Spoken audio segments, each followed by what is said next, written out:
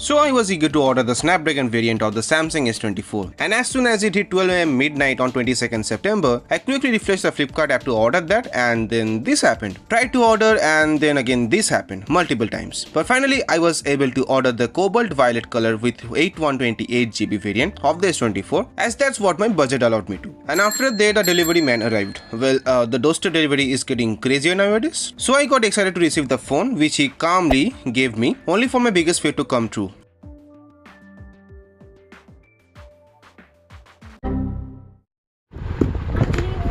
Well, it turned out to be the delivery man was humorous. So he pranked me, but then he gave my original parcel, again calmly. And finally I got hold of the Samsung S24, but I was still afraid, so I told him to wait and verified the IMEI right there, and yes, it wasn't pre-activated. He still had 1 year of warranty. Still I told him to wait just to check manufacturing details so that it wasn't an American stock dumped on me, and yeah, it wasn't. It was a made in India August manufacturing stock, but still I told him to wait, again, to check whether I got the Snapdragon or the Exynos variant. And yeah, it was indeed the Snapdragon variant, but he vanished after that. And for the pricing, I did not use any reserve pass or a credit card, so I just got this at around 39,000 rupees, even though the sale price was around 40,000 rupees. As for any purchase of over 3,000 rupees on Flipkart now, you get 1,000 rupees off. So I got that. But also God knows what protection Flipkart gave my phone, but had to pay 109 rupees for that. And last year's S23's pricing was also around the same, like around 38,000 rupees with the price lock and around 39,000 rupees without any price lock or reserve pass. So yeah, this one isn't a bad deal either. You guys must have wondered, where do I get this accurate pricing of last year's phones? Well, I use this awesome tool called BuyHatK, which you can download from the link in the description section below, or you can even download and install it from the Chrome web store.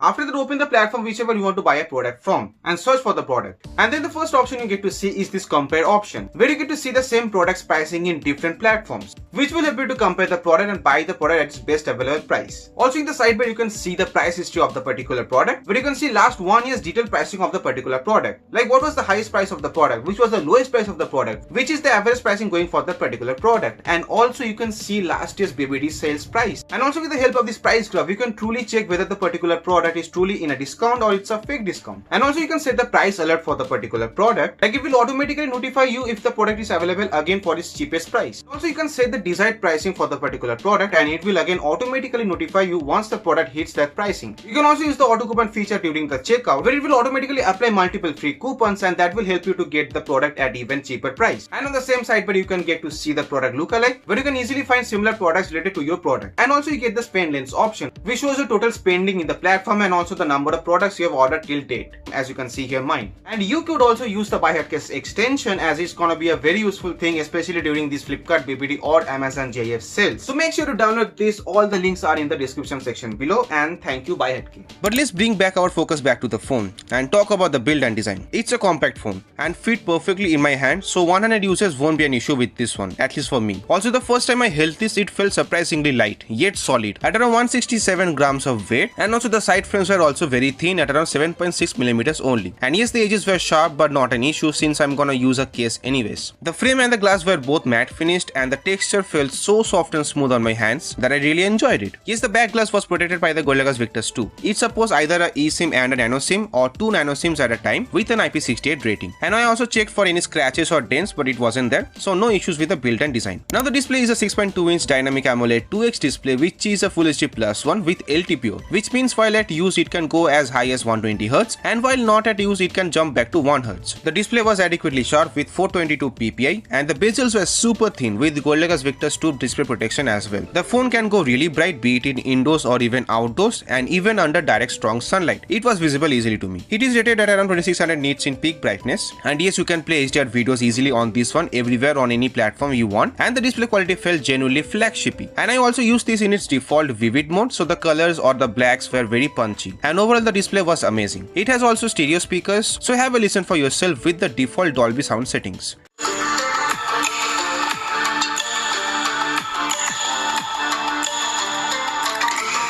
And now without it.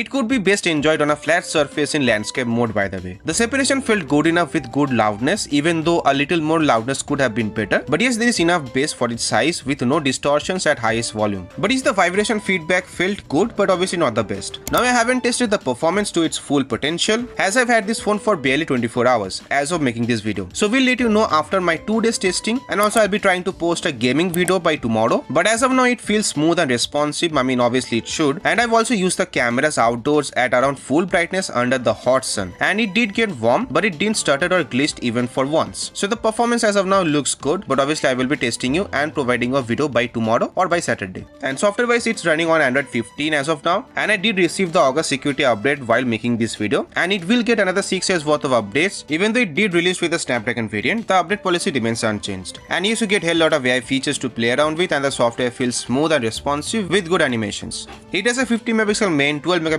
ultra wide, and a 10 megapixel 3x optical lens at the back, and a 12 megapixel front cameras. Again, proper testing is going on, so you would have to wait for the camera review. But as of now, be it the main or the ultra wide or the 3x telephoto lens, they all can take good shots with up to 30x zoom. Even though at that point it looks like a picture with watercolors. In video, it can shoot in 4K 30 fps with all of the cameras with camera switching, which works good for its price, with 4K 60 fps from the main and the front, and you can do camera switching between those, and 8K 30 fps from the main camera only. And as you can see, the footages are really good, even though I didn't get enough time to shoot in low light. But you can see the selfies in low light or in artificial light at least, which is okay at best. I mean, the details are missing, and noise could be found anywhere if there's a lot of shadows, and it tries to uplift those even in good lighting conditions. Still, the HDR management is good, and even the front camera footage is also good, especially for vlogging. Overall, seems like a good camera phone, but detailed video coming soon, so stay subscribed. Now again, the phone is in its learning curve, as you can see, so the battery life stats won't be exact, or the battery life will be lower than usual, with more heating even on normal tasks. But that's usually normal for new Samsung phones. You have to give this 1 week's time. But yes, I can expect an average battery life from this one, as it has only a 4000 mAh battery, again with no charger in the box. So I tested the charging with a 33 watts Realme charger. It does support 25 watts charging, but that's okay. I started charging at around 20%, and after 30 minutes it went to around 58%. So a 38% increase in 20 minutes, and after an hour it went to around 89%, and finally after 1 hour 20 minutes it fully charged. With the official one, it might have charged like 5 to 8 minutes before, but yes, not the fastest. Overall, for the first impressions, it's looking good, but I have to test it out thoroughly, especially the cameras, so stay subscribed for that. We'll try to post it by Saturday, as I want to test the cameras thoroughly. But for 39,000 rupees, it feels great. So let me know, will you buy this? And watch this one to know which is better between the OnePlus Nord 5 and the 13R, or this one to know which is better between the S24 FE and the Pixel 9. If you can find those under 40,000 rupees, do give them a watch, and as always, till the next one, this was Rideep. See you guys.